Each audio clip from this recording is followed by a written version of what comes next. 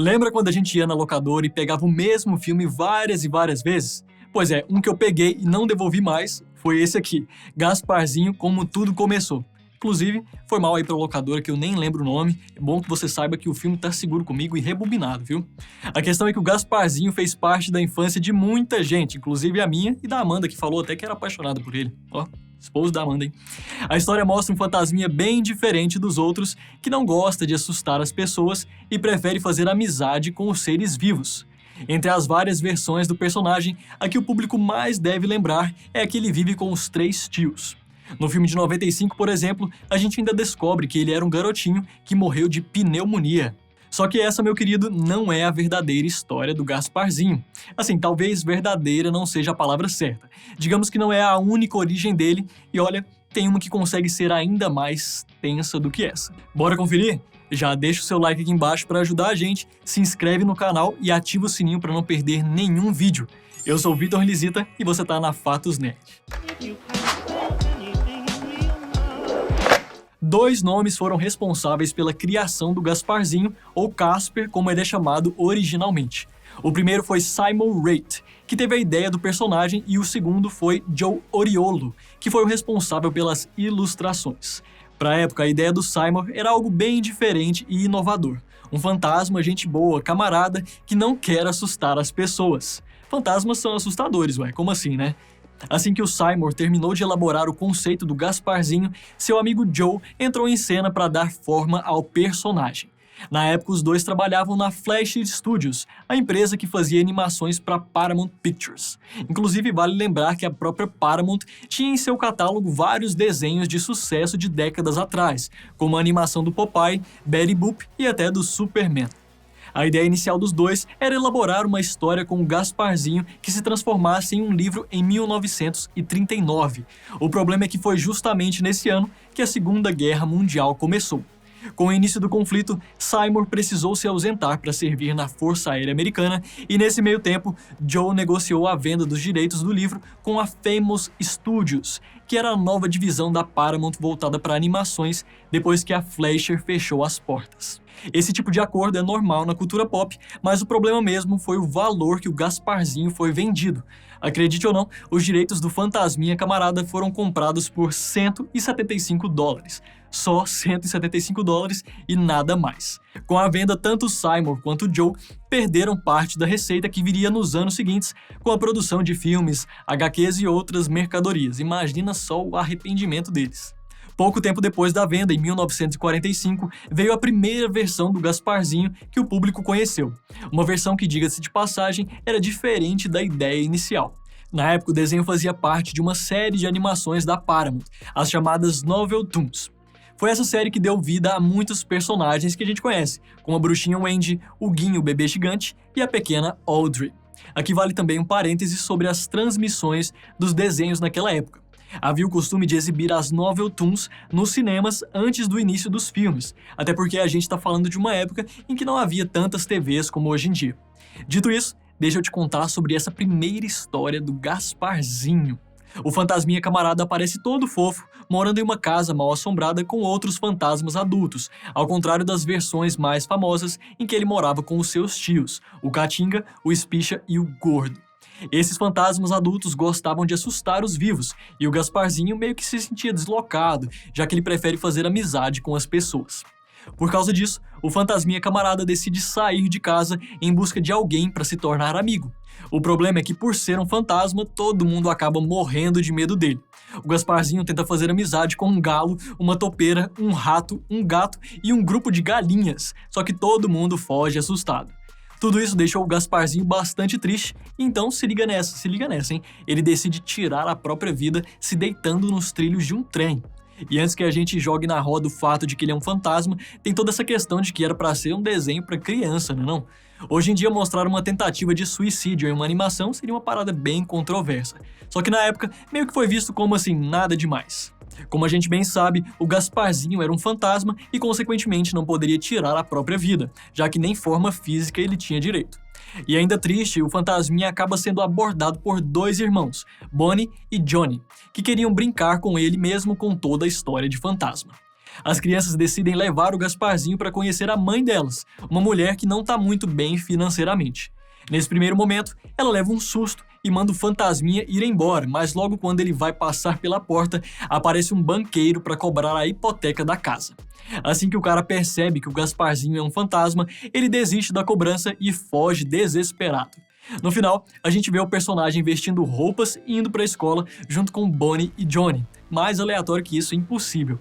Depois desse desenho, o personagem deu as caras em mais 2 animações. A primeira foi There's Good Booze Tonight e a segunda, A Haunting We Will Go. Entre essas duas, a que chama mais a atenção é a primeira, There's Good Booze Tonight, pois é justamente nesse desenho que a gente vê uma história com um tom um pouco mais sombrio.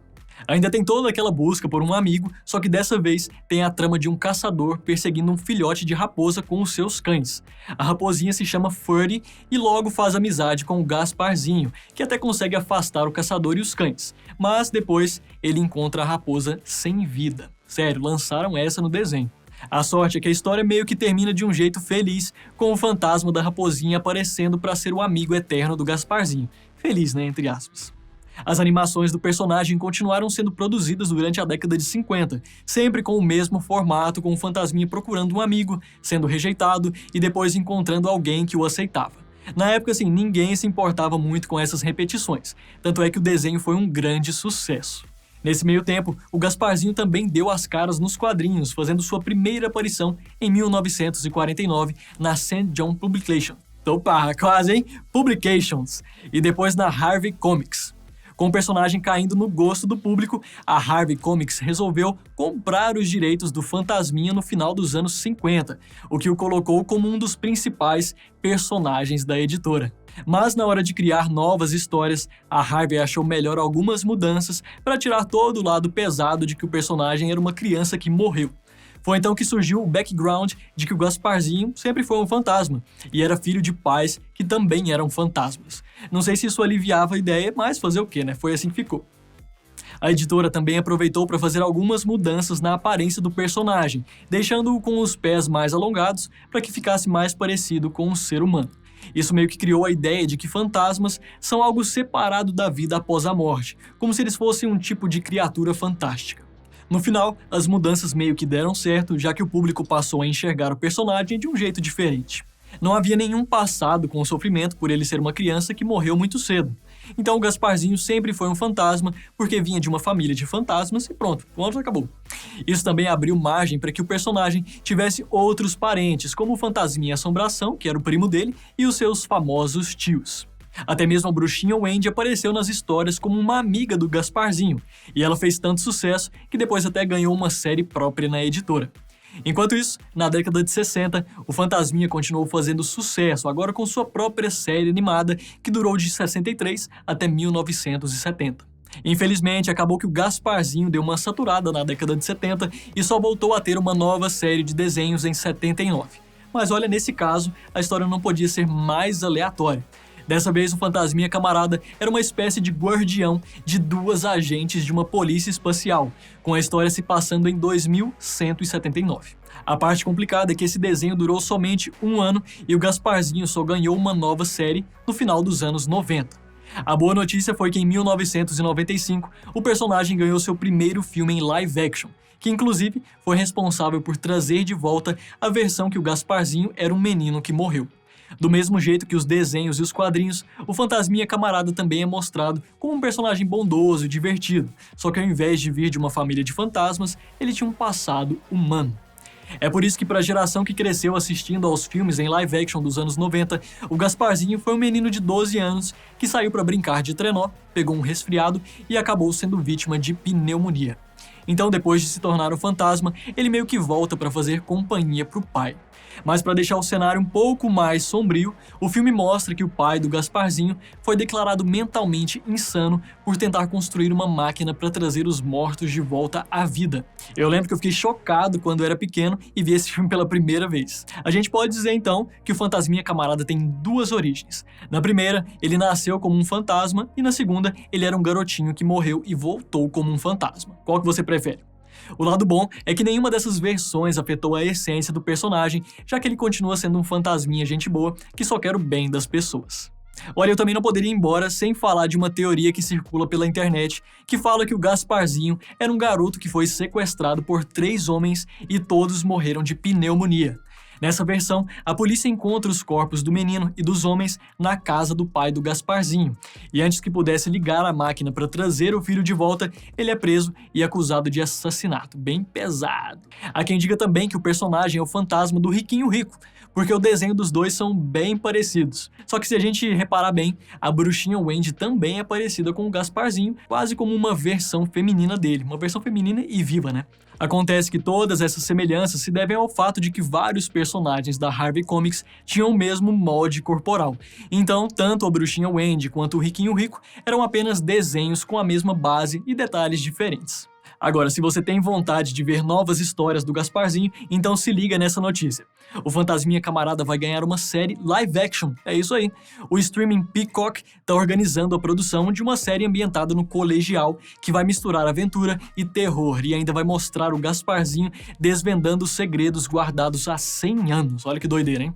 Ainda não tem uma previsão de estreia e muito menos o elenco, mas eu sei que com o investimento certo tem tudo para ser bem divertido. Se você gostou dessa notícia e de todas as histórias do Gasparzinho, então deixa o seu like para ajudar a gente, se inscreve no canal para não perder nenhum vídeo e ativa o sininho, é claro, né? Um beijo para você, falou!